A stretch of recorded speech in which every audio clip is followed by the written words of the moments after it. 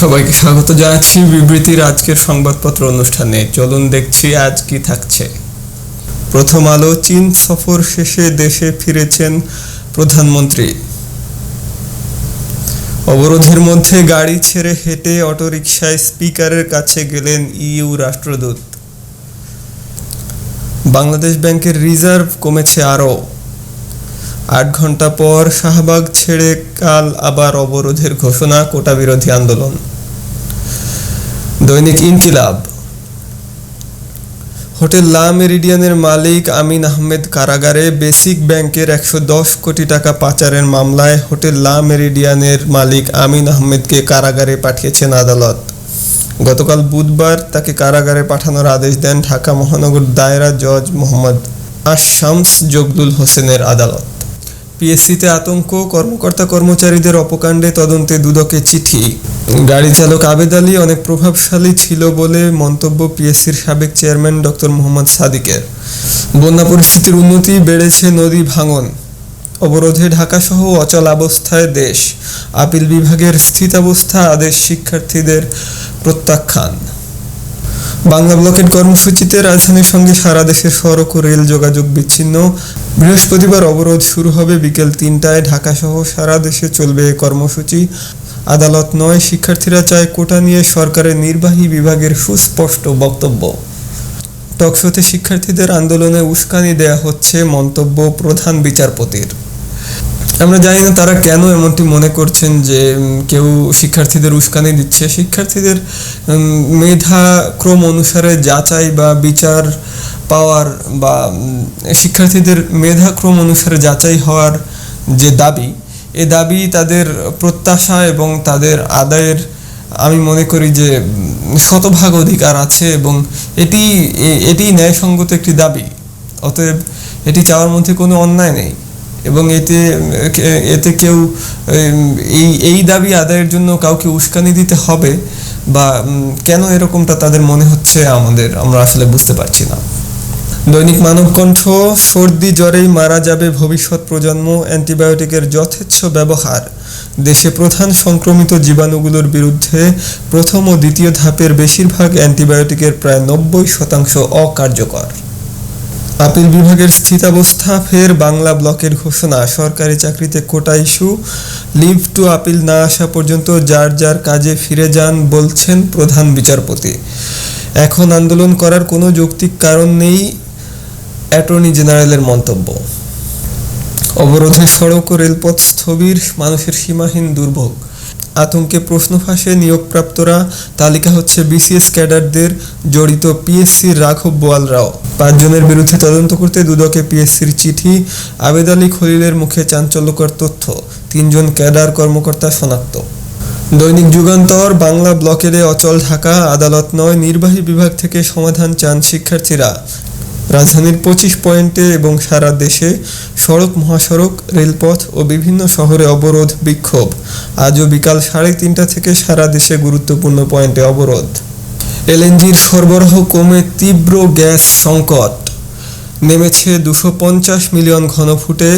Gas সংকটে ধস নেমেছে শিল্পের উৎপাদনে। ২ দিনের মধ্যে কাজ শেষ করার নির্দেশ পেট্রোবাংলার। গ্যাস ভিত্তিক বিদ্যুৎ কেন্দ্রের উৎপাদন ১২৫০ মেগাওয়াট কমেছে। আরও সংকোচন হচ্ছে মুদ্রানীতি, মূল্যস্ফীতি নিয়ন্ত্রণে নিষ্ফল পদক্ষেপ। নতুন সদস্য সংগ্রহের উদ্যোগ বিএনপির, উদ্দেশ্য সাংগঠনিক তৎপরতা বাড়ানো। আগামী বছরের প্রথম দিকে শুরু হতে পারে কার্যক্রম, ধীর গতিতে চলছে ডাটাবেস তৈরির কাজ। যায় দিনভর সীমাহীন দুর্ভোগ। কোটা বিরোধীদের সড়ক, মহাসড়ক ও রেলপথ অবরোধ। কোটা বিরোধীদের সড়ক, মহাসড়ক ও রেলপথ অবরোধ। রাজধানীর সড়কে তীব্র যানজট। আজ আবার ব্লকেট কর্মসূচি ঘোষণা। সরকারি চাকরির কোটা নিয়ে স্থিতাবস্থা জারি। শিক্ষার্থীদের ক্লাসে ফিরতে বললেন আপিল বিভাগ। সরকারের কাছে সমাধান চান আন্দোলনকারীরা। এখানে আন্দোলনকারীরা এবং শিক্ষার্থীদের কেন পৃথক করা হচ্ছে আমরা জানি না, কারণ যারাই শিক্ষার্থী তারাই আন্দোলনকারী। দৈনিক ইত্তেফাক, কোটা থাকছে না ৪ সপ্তাহ, হাইকোর্টের রায়ের ওপর আপিল বিভাগের স্থিতাবস্থা। হাইকোর্টের রায় ভুল কিংবা সঠিক সেটা দেখার অধিকার আপিল বিভাগের বলছেন প্রধান বিচারপতি। সড়ক রেল লাইনে দিনভর অবরোধ, ভোগান্তি, কোটা বিরোধী আন্দোলনে ঢাকার সঙ্গে বিভিন্ন জেলার ট্রেন চলাচল 5.5 ঘন্টা বন্ধ। যাত্রীদের দুর্ভোগ, আজ বেলা 3:30টায় আবার অবরোধের ঘোষণা। সঞ্চালন পাইপে ফুটো, জাতীয় গ্রিডে এলএনজি সরবরাহ বন্ধ। লক্ষ্য পূরণে ব্যর্থ গাড়ির ডিজিটাল নম্বর প্লেট, চুরি হলেও হয় না উদ্ধার, শনাক্ত করা যায় না অপরাধী। এই বিষয়টি নিয়ে কথা বললে বিস্তারিত অনেক কথা বলা হবে, কিন্তু সড়ক বিভাগ এবং বিআরটিএ যে কাগজ এবং প্লেট, গাড়ির কাগজ সম্পর্কিত সমস্ত কিছু দিচ্ছে নিয়ে বিস্তীর্ণ ঝামেলা অন্তর্বর্তী রয়েছে, যা কখনোই আলোচনাই হয় না। হয়তো কোনো একদিন আলোচনা হবে। সমকাল, রাজপথ ছাড়বেন না শিক্ষার্থীরা, কোটা সংস্কার আন্দোলন, রাষ্ট্রের নির্বাহী বিভাগের কাছে ত্রুটিহীন পরিপত্র দাবি। আবারও সারা দেশে আজ বিকেলে বাংলা ব্লকেড, তীব্র যানজটে স্থবির রাজধানী, রেল যোগাযোগ বিচ্ছিন্ন। পিএসসির কর্মচারীর কাছে 10 কোটি টাকার চেক, সন্দেহে আরও 2 ঊর্ধ্বতন কর্মকর্তা। বুথ তৈরি করে পরীক্ষার্থীদের করা হয়েছিল গোপন সহায়তা। ভুয়া মুক্তিযোদ্ধা সনদ দিচ্ছে জাতীয় মুক্তিযোদ্ধা কাউন্সিল। সংসদীয় কমিটিতে আলোচনা, রাষ্ট্রপতি সহ 14 বীর মুক্তিযোদ্ধার ভিডিও ডকুমেন্টারি হচ্ছে। বর্তমান অবস্থান নয়, বিবেচনা করা হবে 71-এর ভূমিকা ও যুদ্ধের নেতৃত্ব। চাপের কারণেই খেলাপি ঋণের আসল তথ্য বেরিয়ে আসছে। মুদ্রানীতির টেক হোল্ডার বৈঠকে গভর্নর, রপ্তানি আর ফুলিয়ে ফাঁপিয়ে দেখানো হবে না। 4 গ্রুপের সুদ মওকুফের ঘটনা বেশ আগের। মুদ্রানীতি ও রাজনীতির মধ্যে ভালো সমন্বয় আছে। বিদ্যমান পাঠ্যক্রম প্রজন্মকে মেধাহীন ও চরিত্রহীন করছে। সংবাদ সম্মেলনে নেতৃবৃন্দের মন্তব্য।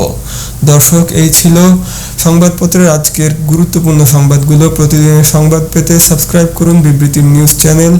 সংবাদপত্রের প্রতিদিনের গুরুত্বপূর্ণ সংবাদগুলো শুনতে এবং জানতে সাবস্ক্রাইব করুন বিবৃতির সংবাদপত্র চ্যানেলটি। ইউ রাষ্ট্রদূত হেঁটে এসেছেন স্পিকারের কাছে, হেঁটে এবং পায়ে হেঁটে এবং অটোরিকশায় চড়ে, অর্থাৎ বোঝা যাচ্ছে যে আন্দোলনের তীব্রতা কতটুকু। কিন্তু বিভিন্ন মহল এবং বিভিন্ন ব্যক্তিবর্গরা চাচ্ছে যে আন্দোলনটি না হোক এবং কোটা বহাল রাখতেই তারা চাচ্ছে।